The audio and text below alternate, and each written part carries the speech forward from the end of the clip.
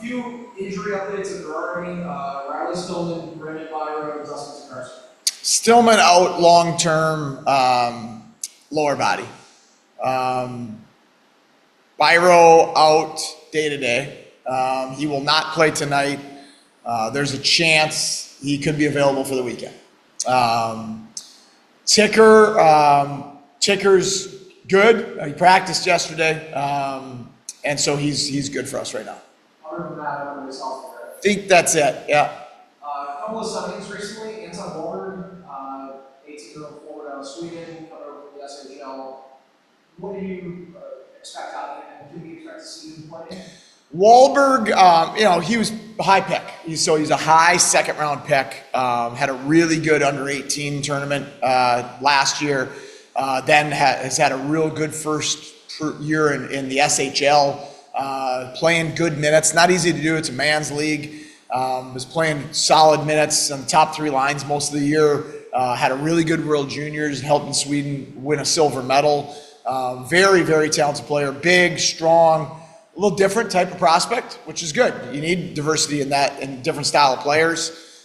He was very good in practice yesterday. It was exciting to get him here. He's going to go through the process today. Likely not play tonight, but he's going to go through like he's playing. He's having a skate this morning. Working with Vinny on a few things to kind of bring him up to speed on our style of play and our team play. He'll go through the whole game day routine, sit in on the meetings. He'll go through warm-ups tonight just to be able to take it all in, see how our guys prepare, see how we do things. Like I said, likely not play tonight, but there's a good chance we could see him by the weekend. And then another signing just came out this morning. Scott Ratzlaff on the ATO. What are the expectations for him? With Ratzi, it's probably more just gaining experience in the goaltending position. He had a really good year. Team was rebuilding because they were a team that went to the Memorial Cup last year, and so young team, faced a ton of shots, had really good numbers in a hard situation. So he's had a really strong draft +1 season. Extremely hard workers, can be a great experience, come in for probably a shorter period of time. Walberg will be with us the rest of the year. Gain experience, be around it, see a few games, work with Seamus, and take some things back to work on over the summer. Earlier you were talking about Zakarski, said he'll probably be good to go. Will he start or will he not start? Hauser will play tonight. How confident are you in him after 2 quality starts on the weekend? I was confident in him before the 2 quality starts on the weekend. I've never once went into a game with Ticker or Hauser and not felt good. They give you everything they have. They are great teammates. They compete. There's a reason they've had the careers that they've had. Hauser looked very sharp. He was extremely sharp in his first game back for Jacksonville. He had a shutout, and then he came up here and he had 2 really sharp starts where he just looked strong, looked in control. We played good team defense in front of him, obviously. So he'll start again tonight. I can talk about Hauser all day, but knowing his career, you talk about that. They come up and have success. I know not all your guys have success, but is it cool to see a guy that has done every level and is coming here and just doesn't miss a beat? It's cool because it's him.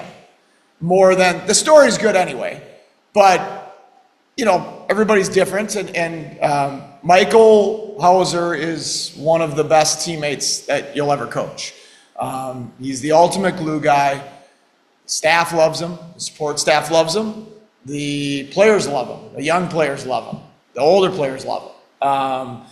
He just makes the room better. He makes the rink a better place to be. Guys feel good playing in front of him. 10 games left in the regular season. Do you start at any point when it being so tight? Do you start scoreboard watching at all? Or when do you pay attention? Is it after the games? Do you take a peek? Is it in the morning? Or I try not to, but I'm a human, and the guys are too.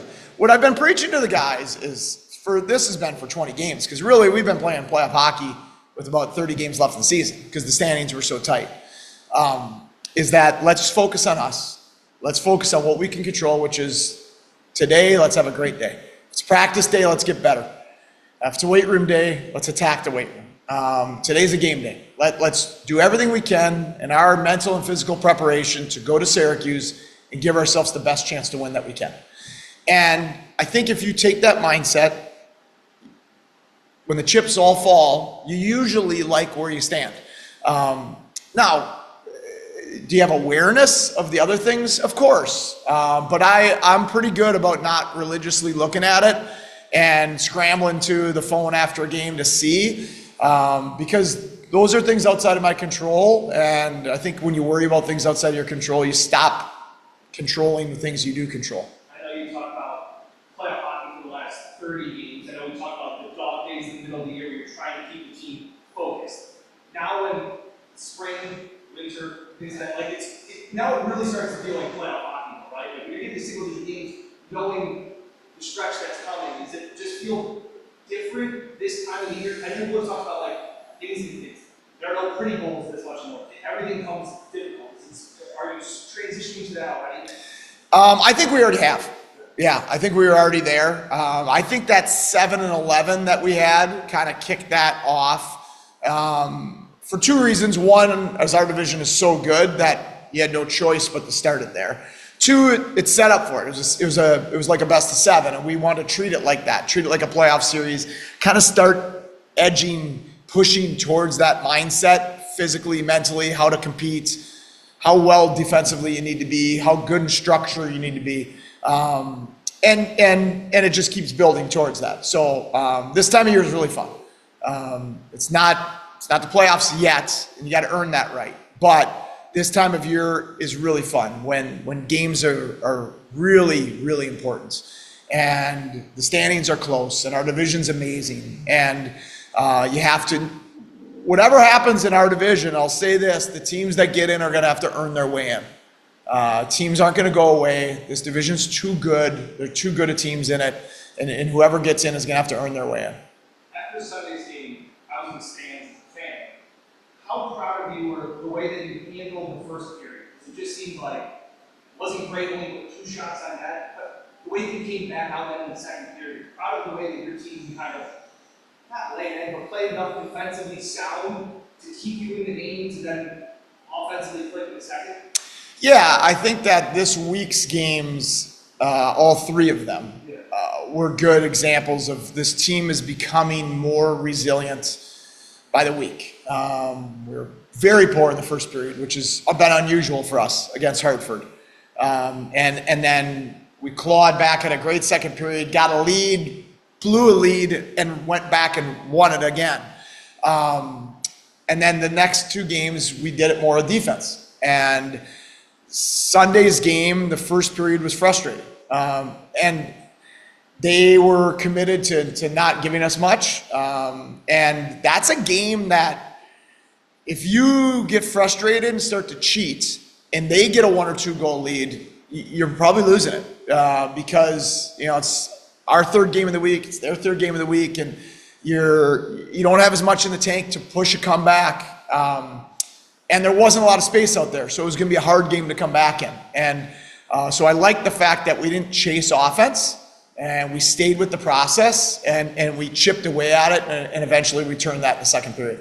What are your thoughts on how last year was such a young team? You always talk about confidence comes from experience. So guys like Cooley, Rosette, and those guys, like going through that last year's run, how do you feel like they are handling, I know we're not in the playoffs yet, but you talk about this is a fun time of year when things get tough and gritty. How have you seen some of those younger guys that are older from last year handling this stretch of games now that they've been through it once or twice? I think that, in for example, Cooley and Rosie, right, those you're asking about, are handling it excellent.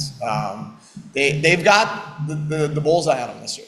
Last year they were what the media talked about, but at the end of the day, they were still support players that were starting to become really, really good support players in the second half of the year in the playoffs.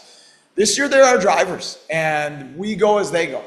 And if they get the hardest matchups. They're playing against the other team's top 2 lines. They're playing against the other team's top defensemen. And if they have off nights, we usually lose. And when they play well, their line, Brett Murray's a big piece of that as well right now. When they play well, they give us a really good chance to win. And that's a healthy pressure.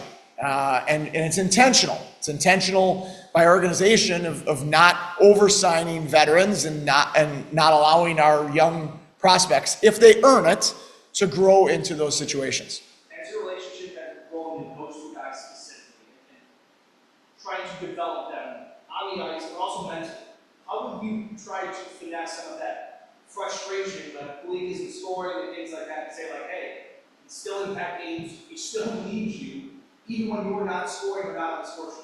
Yes, those are constant conversations, weekly conversations, sometimes daily, with either myself or Vinny, with the two of them. And sometimes it's with video, sometimes it's just a quick conversation in the weight room or on the ice, sometimes it's on the bench in the middle of a game. And what I've been challenging those two, and Kozak as well, is we need them now to be leaders.